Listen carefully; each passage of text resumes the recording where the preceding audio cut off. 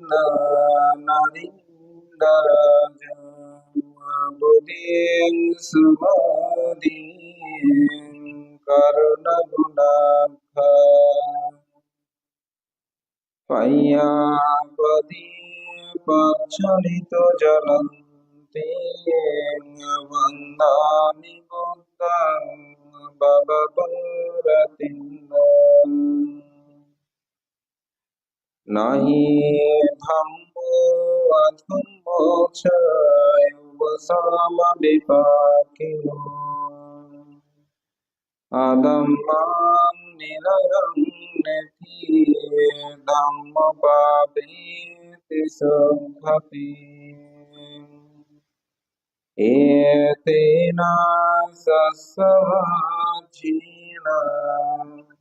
হোতু তে জয়মঙ্গলং তে।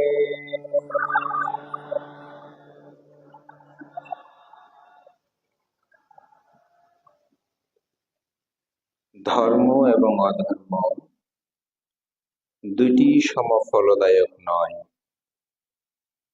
অধর্ম মানুষকে নিরয়ী নরকে নিয়ে যায়, ধর্ম মানুষকে সুগতি স্বর্গলোকে নিয়ে যায়। আজ আপনারা সেই ধর্মময় জীবন যাপনের নিমিত্তে ত্রৈমাসিক বর্ষাব্রতের দশম উপসতে উপস্থিত মাননীয় ভিক্ষু সংঘ, ধর্মপ্রাণ প্রিয় উপাসক উপাসিকা বৃন্দ, দায়ী দায়িকা বৃন্দ, আপনাদের সকলের প্রতি মৈত্রী চিত্তে পুণ্যদান ও আশীর্বাদ জ্ঞাপন করছি।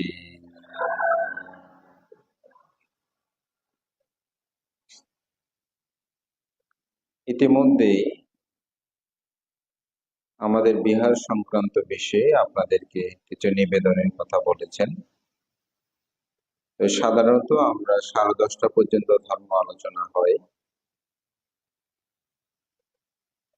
আমি আমাদের বিহার উন্নয়ন কমিটির যুগ্ম সাধারণ সম্পাদক বাবু শিমুল বলে যে নিবেদনটা রেখেছেন সে বিষয়ে আপনাদের সবার শুভ দৃষ্টি কামনা করছি।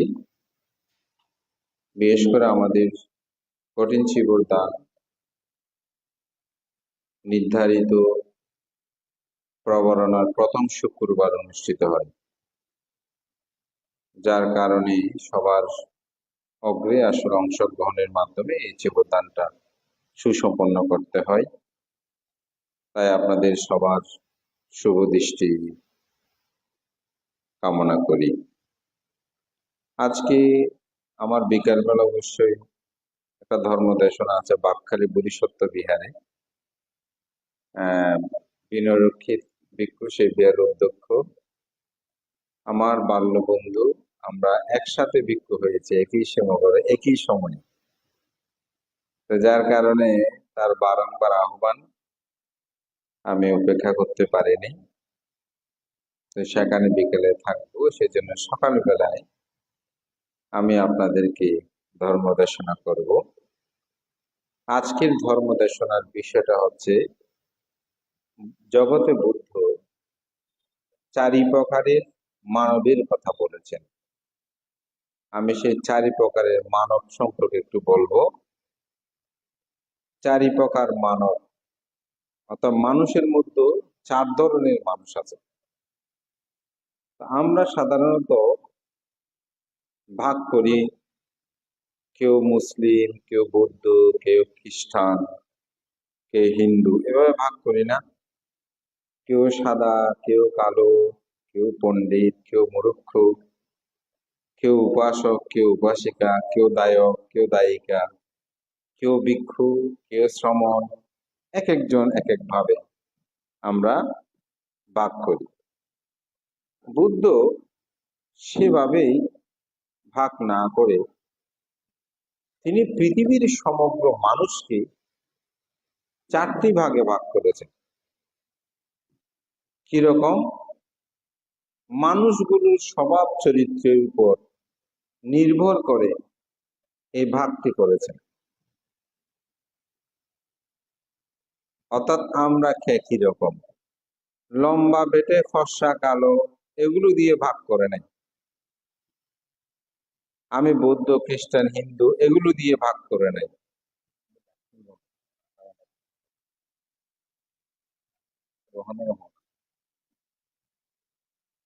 তো বুদ্ধ কিভাবে ভাগ করেছেন? বুদ্ধ বলছেন জগতে 4 ধরনের মানুষ আছে। একটি হচ্ছে নিরীহ মানব,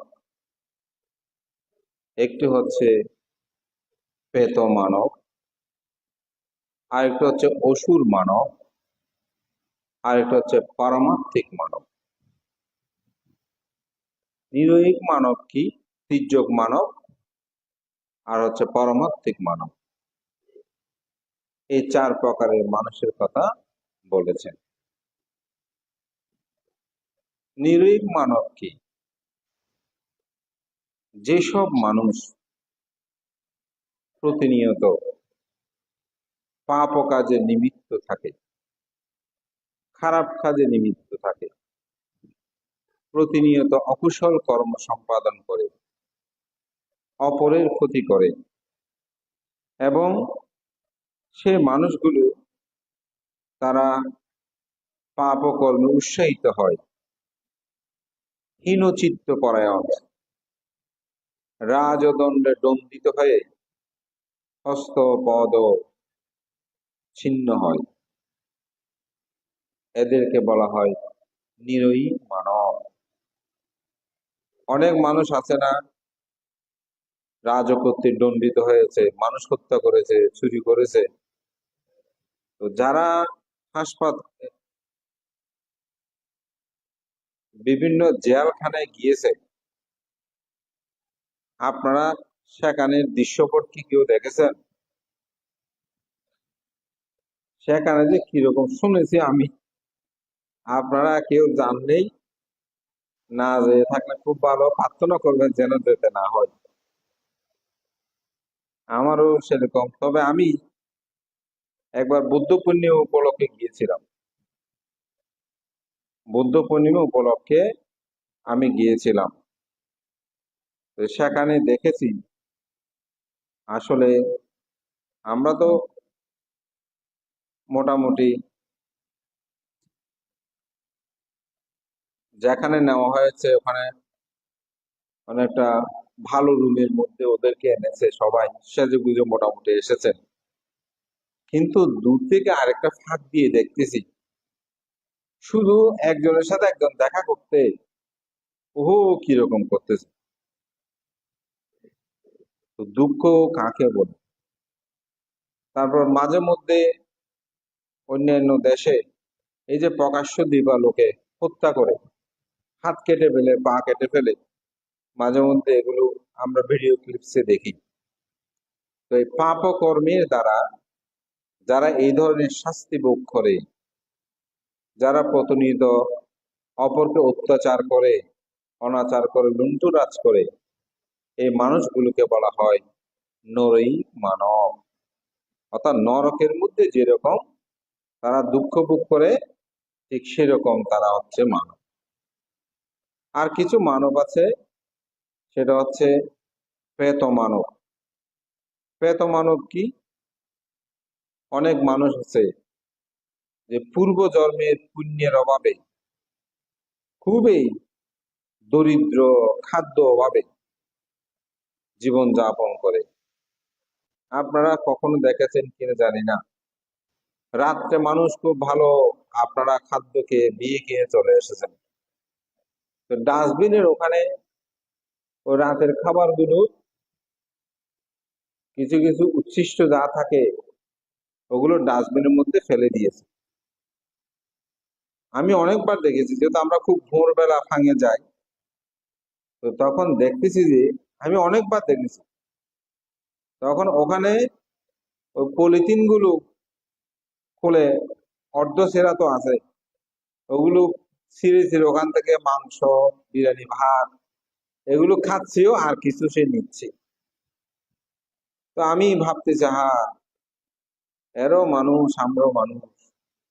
এই রাত্রে মানুষরা কত সুন্দর খাবার খেয়েছে, অনেকে এগুলো ফেলে দিয়েছে। এখন রাত্রে হোক বা ভোরবেলা ডাস্টবিনে ফেলে দিয়েছে, এই ডাস্টবিন থেকে খুঁজে খুঁজে খাচ্ছে। অনেক মানুষের কঙ্কাল সদৃশ্য খেতে পাচ্ছে না, অর্থের অভাব, দীনতা। পেত যেমন নরকের মধ্যে যতই খাদ্য গ্রহণ করে কিন্তু তার ক্ষুধা থাকে। এরকম বলছে, শুধু মানব হয়ে জন্মগ্রহণ করলাম তা না, এরকম পেত স্বভাব মানুষ আছে। অনেক মানুষ আছে ময়লা আবর্জনার মধ্যে থাকে, দেখবেন। মানে টাকা পয়সা থাকলেও কিছু কিছু মানুষ পেতের স্বভাব আছে। পরিষ্কার পরিচ্ছন্নতা বলতে কোনো কিছু নাই, ময়লা আবর্জনা পূর্ণ থাকবে, রুমে ঢুকে যাবে না, গন্ধ দুর্গন্ধ, এগুলো পরিষ্কার পরিচ্ছন্ন বলতে নাই। এরকম বলছে, কিন্তু এদেরকে বলা হয় প্রেত মানব।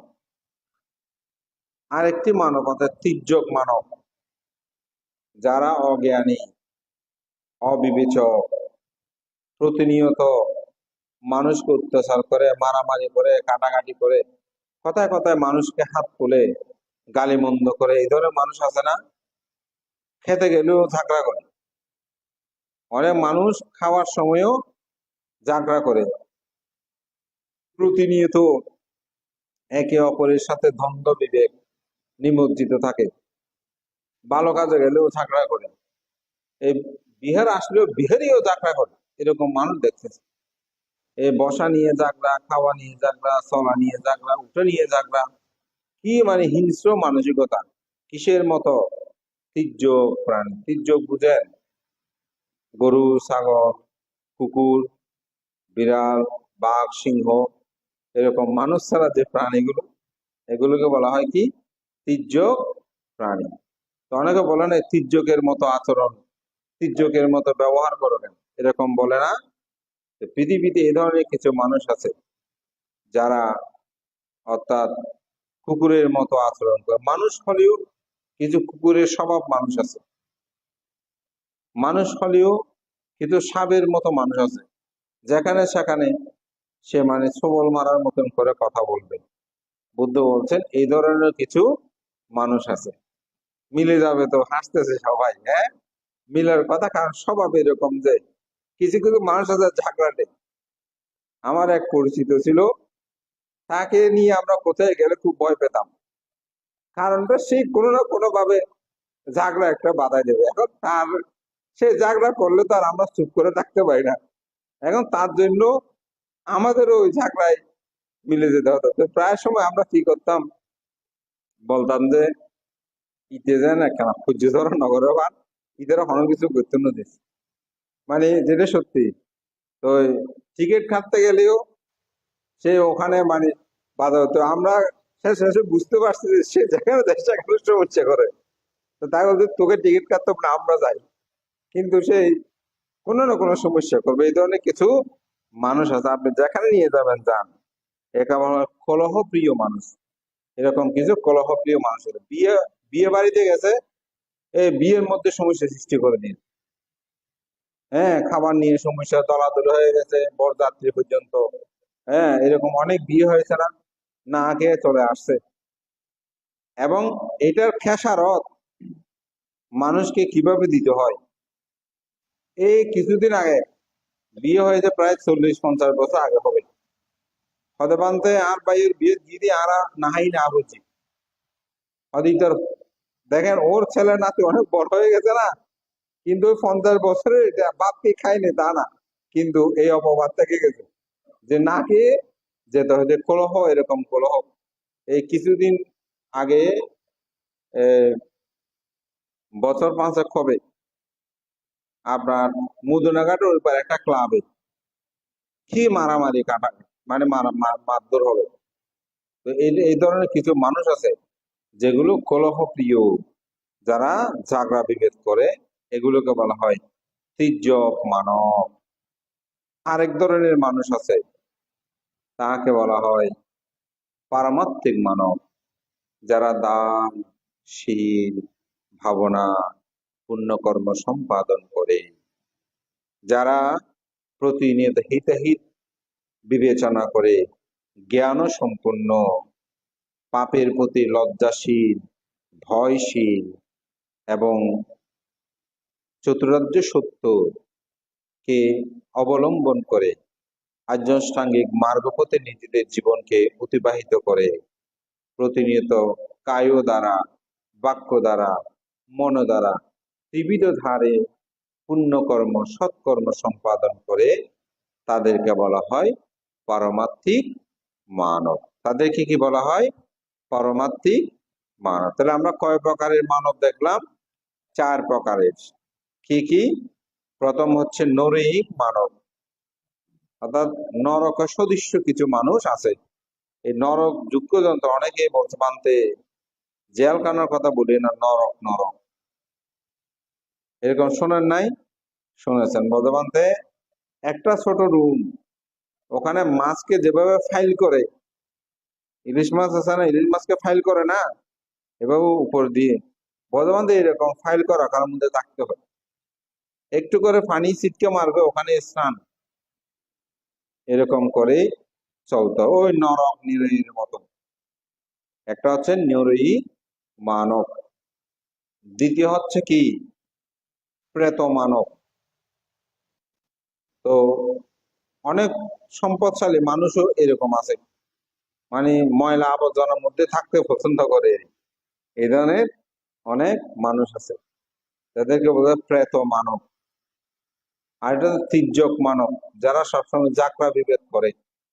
আর পরমার্থক মানব, যারা ত্রিশরণ পঞ্চশীল অষ্টশীল যথাযথভাবে প্রতিপালন করে নির্বাণ অভিমুখে যাত্রা করে, তাদেরকে বলা হয় পরমার্থিক মানব।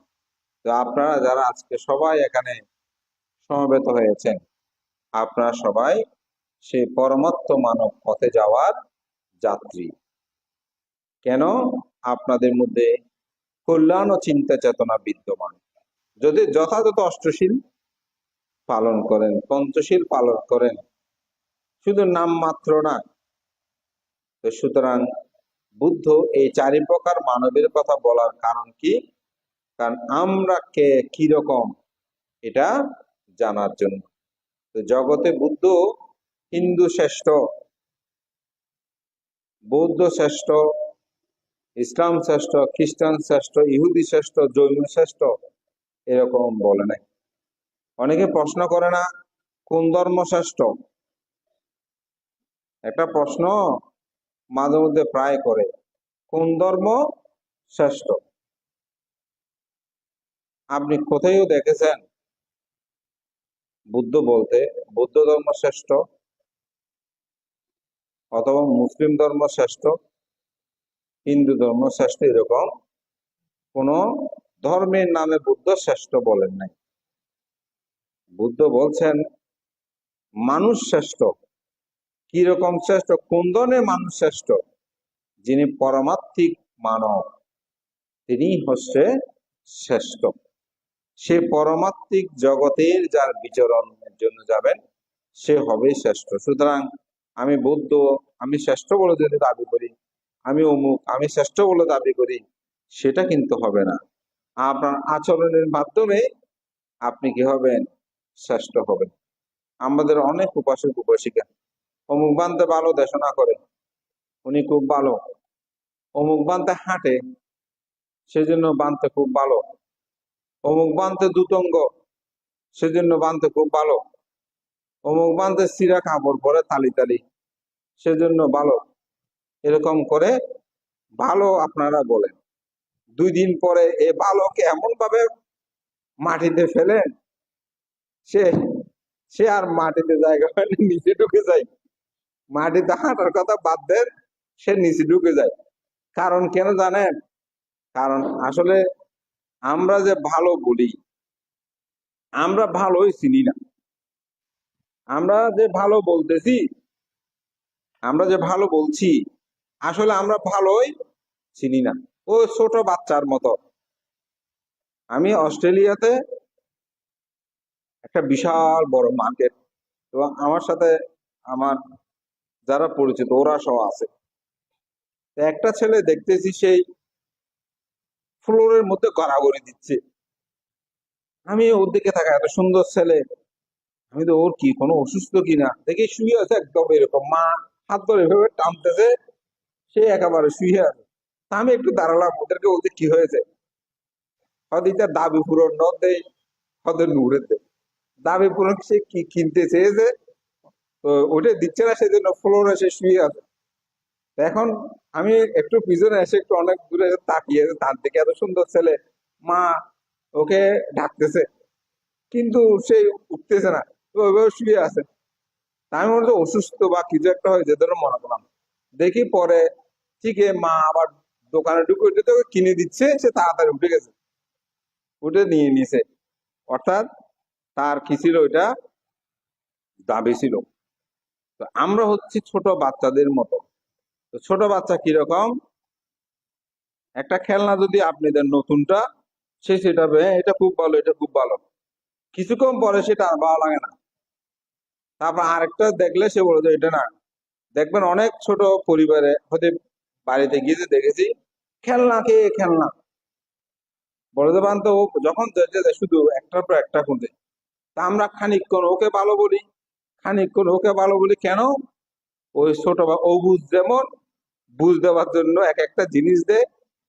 আমাদেরও জ্ঞানের অভাবে আমরা এক একজনকে এক এক সময় তুলি, উপরে তুলে তারপর কিছুদিন পরে আবার নিচে নেমে যাই, কারণ আমাদের নিজেদের জ্ঞানের অভাব। তো ভালো কি, আমাদের পরম শ্রদ্ধেয় শ্রদ্ধালঙ্কার ভান্তে উনি প্রয়াত হয়েছেন। উনি প্রায় সময় এই কথাটা বলতেন। নানুপুর গৌতম বিহারের অধ্যক্ষ ছিলেন, অষ্টগ্রাম ভিক্ষু সমিতির সভাপতি, শ্রদ্ধেয় প্রয়াত শ্রদ্ধালঙ্কার ভান্তে। বান্তেকে গভীর পুণ্য চেতনায় স্মরণ করি, বন্দনা করছি। বান্তে একটা কথা বলেছেন, সেটা কি, হয়তোবা যে বান্তের মন বালা, সে বান্তে হলে ভালো। যে শ্রমণের মন ভালো, সে শ্রমণ হচ্ছে ভালো। যে উপাসিকা মন ভালো, সে হচ্ছে ভালো। যে উপাসকের মন ভালো, সে হচ্ছে কি ভালো। যার মন ভালো নাই, সে ভালো দেশনা করুক, সে হাঁটুক, সেই দুদঙ্গ বলুক, অমুক বলুক, সিরা কাপড় বলুক, তালে বলুক, শান্তি আপনি লাভ করতে পারবেন না। মন ভালো করতে হবে। সেজন্য বুদ্ধ ধর্মপদে দ্বিতীয় গাথায়, যমক বর্গের দ্বিতীয় গাথায় কি বলেছেন, মানু পুব্বা গামা ধাম্মা, মানু সট্ট মানু মায়া, মানাসাসে পাসান্নেনা বাছাতি বা কারতি বা তাতুনাং সুকা মান্নেতি সায়া বা আনাপাই। মন হচ্ছে ধর্ম সমূহের পূর্বগামী, মন হচ্ছে প্রধান। ভালো মনে, সৎ মনে, ওই ভালো মন কোনো কাজ করলে ছায়ার ন্যায় সুখ তার অনুগামী হয়। অর্থাৎ ছায়া যেভাবে সাথে তাকে কষ্ট হয়, ছায়া সাথে রাখতে কষ্ট হয় না। বলতে ছায়ার ন্যায় সুখ তার কি হয়, অনুগামী হয়, সাথে সাথে সুখ থাকে। এই জন্য মন ভালো চিন্তা করতে হবে। বান্ধব মন ভালোটা কিরকম, মন যে ভালো এটা কিভাবে বুঝবো? আমাকে অনেক টাকা দিয়ে দিল হলো, তাহলে কি মনে করেন আমি বলে মন ভালো? দান পেয়েছি, উপশিকা খুব ভালো, এরকম আমরা বলতেছি। কেমন দান পেলে সবাই বলে, আপনাদেরকে দিলেও বলবেন হ্যাঁ খুব ভালো বানতে, এটা দান ধর্ম দিয়েছে, কেমন স্বাভাবিক। আসলে মন ভালোটা কিভাবে বুঝবেন, আমি আপনাদেরকে তিনটি কথা বলবো। সে তিনটি কি, সে তিনটি হচ্ছে, সে ভান্তে শ্রমণ উপাসক উপাসিকা দায়ী দায়িকার এই তিনটি গুণ কেমন আছে। প্রথম গুণ, তিনি কতটুকু লোভহীন, তিনি কতটুকু লোভহীন। যেমন একজনে দান দিয়েছে একটা কঠিন শিবর দানে, পুরো কঠিন শিবর দানের খরচ নাকি উনি দেবে।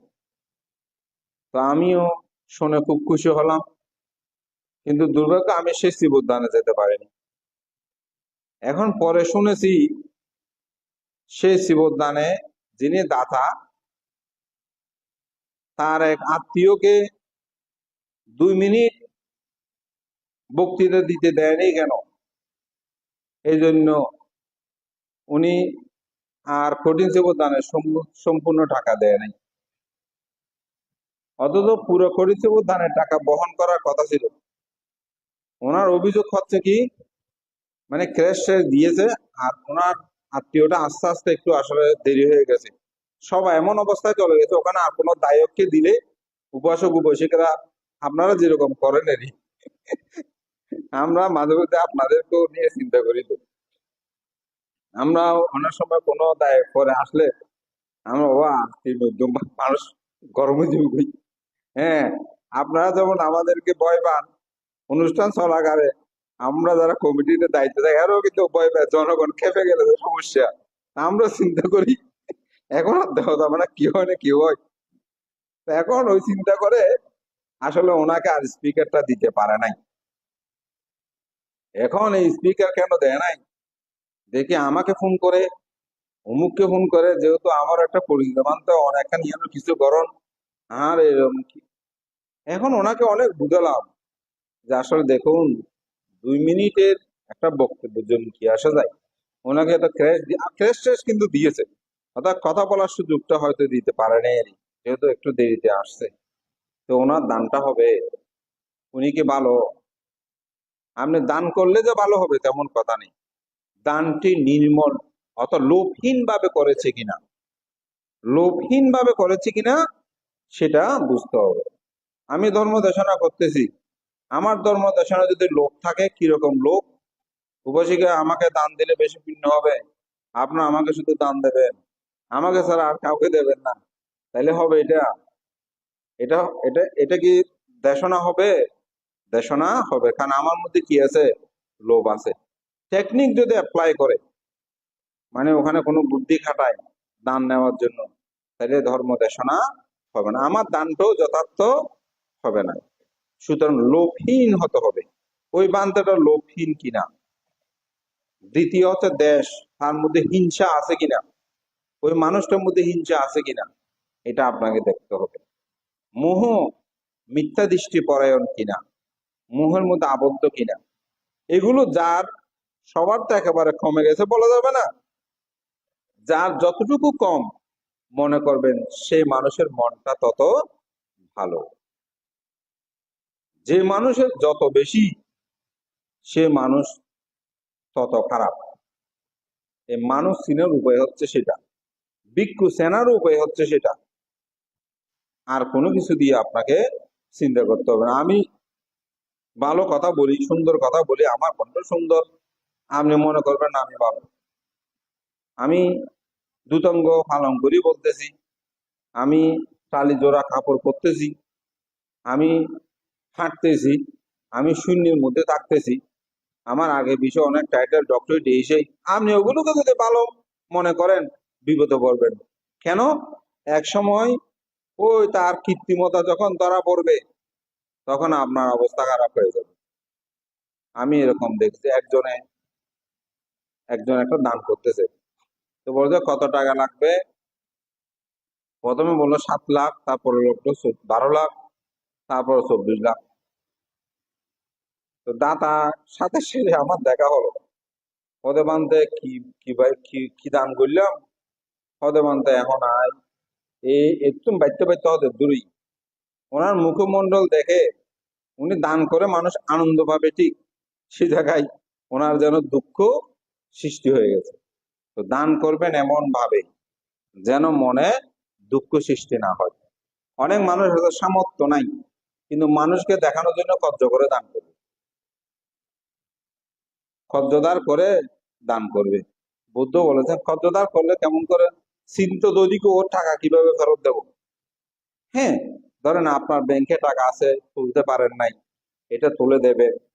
আপনি কারো কাছ থেকে নিয়েছেন সাময়িক, কিন্তু আপনার কাছে নাই এই, কিন্তু আপনি খরচ করে ধার করে দান করতে বুদ্ধ বলেন নাই। আপনার যতটুকু সামর্থ্য আছে আপনি ততটুকু পরিমাণ দান করবেন, পুণ্যকর্ম করবেন। তো সেজন্য মানুষ চিনতে হলে আপনাকে ওই ভালো মনটাই চিন্তা করতে হবে। তো যার ভালো মন, তিনিই হচ্ছে প্রকৃত পরমাত্ম মানব। বুদ্ধ তাকে সে অর্থেই মানুষকে মঙ্গলময় কর্ম সম্পাদন। সেজন্য ধর্ম অধর্ম দুটি সমফলদায়ক নয়। অধর্ম মানুষকে নিরকে নিয়ে যায়, ধর্ম মানুষকে সুগতি স্বর্গলোকে নিয়ে যায়। আমাদের সকলের প্রত্যাশা থাকবে আমরা যেন নরিক মানব না হই, পেথ মানব না হই, তির্যক মানব না হই। আমরা যেন সকলে পরমাত্মিক মানব অর্থাৎ পরমাত্ম মানব হয়ে আমাদের জীবনকে নির্বাণ পথে নিয়ে যেতে পারি। এই প্রত্যয় ব্যক্ত করে আপনাদের সকলের উত্তর শ্রীবিদ্যা কামনা করে আমার ধর্মকথা শেষ করছি। জগতের সকল প্রাণী সুখী হোক।